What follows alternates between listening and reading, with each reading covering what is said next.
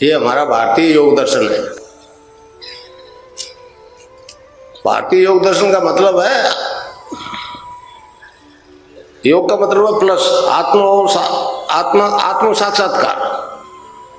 पातंजलि योग दर्शन आप उठा के देख लो, उसमें रोग शब्द नहीं मिलेगा। वो तो मनुष्य के क्रियात्मक विकास की बात करता है। ऋषि ने दूसरे सूत्र में कहा है, चित्त की वृत्तियों का निरोध ही योग है। ये जो भग रहा है इधर उधर, जब तक शांत होकर नहीं बैठेगा तब तक कोई ध्यान है, कोई योग है। योग में एक टर्म से उन्मना बनो, मतलब मन जो है बिल्कुल शांत जब तक नहीं होगा, ध्यान योग कुछ भी नहीं। भगवान कृष्ण ने भी गीता में कहा ना, सब धर्मों को छोड़ के मेरी शरण में आ जा, मैं तुझे सब पापों से मुक्त कर दूंगा। तो ये हमारा दर्शन जो है एक ऐसा अजीब दर्शन है जो जीवन की सभी समस्याओं का अंत करता है। नाम जप और ध्यान दो तरह की प्रक्रिया है हमारे इस दर्शन में। हमारा योग दर्शन कहता है जो ब्रह्मांड में है वो सारा पिंड में है, जो पिंड में है वही ब्रह्मांड में है। जब सारा ही ब्रह्मांड आपके अंदर है तो आपको जो कुछ मिलेगा आपके अंदर से मिलेगा, समझे। बाहर से आपको किसी से उम्मीद नहीं करनी चाहिए। मैंने कभी नहीं कहा कि मैं रोग खत्म करता हूं।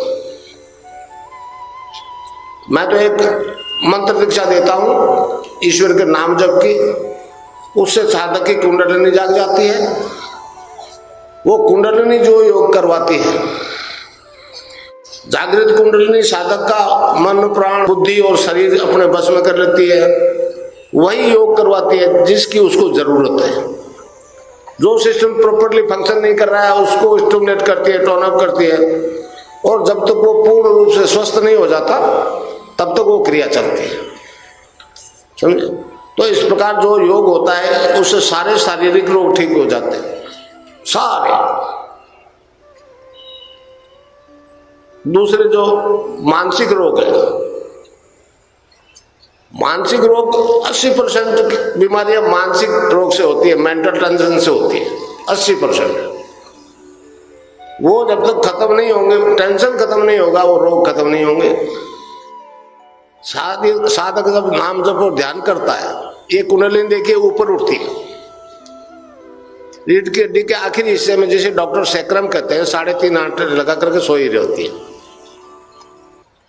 उसको चेतन करके ऊर्ध्व गति प्रदान करते हैं, वो गुरु करता है, उसमें कंट्रोल रहता है गुरु का। अगर गुरु वास्तव में गुरु है, आजकल तो गुरुओं की बाढ़ आ गई, समझे। पुत्र मार तो गुरु के सिर पर पड़ेगा, ऐसा प्रोफेशन है, आशीर्वाद ही देना है, बाकी सब लेना ही लेना है, समझे। तो भाई ये सब परिवर्तन जो आ रहा है ये हमारे योग दर्शन के हिसाब से आ रहा है। जब आप ध्यान करोगे, इसमें 2 विधि है, एक तो नाम जप, एक ध्यान। जब आप ध्यान करोगे तो आपकी उस नाम से, देखिए नाम चाबी है। गोस्वामी तुलसीदास ने कहा ना, कलियुग केवल नाम आधारा, सुमरि सुमरि नर उतरहि पारा। तो इसलिए उस नाम से जब कुंडलिनी जागृत हो जाएगी, उसमें फिर नाम जप के साथ ध्यान करना होता है। मतलब ये जो ज्ञान है बड़ा, मतलब शास्त्रोक्त ज्ञान है, इसमें कोई कल्पना का गुंजाइश नहीं है। लोग कल्पना करवा रहे हैं, मैं जानता हूं। आपको तो कल्पना अतीत शक्ति से जुड़ना है। तो इस प्रकार यहाँ 9 द्वार जो है माया के, आंख नाक मुंह वगैरह वगैरह, और ये 10वां द्वार जिसको शिव की तीसरी आंख देखी आपने, वो 10वां द्वार जो है वो एंट्रेंस है, बाकी तो सब EXIT है। तो ये जब तक नहीं खुलेगा, तीसरा नेत्र जब तक नहीं खुलेगा, कोई योग है नहीं, ध्यान है। ये काम केवल गुरु ही कर सकता है।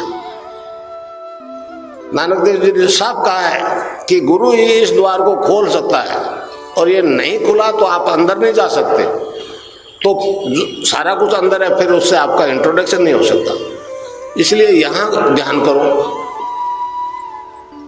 चित्त की वृत्तियों का निरोध ही हो गया।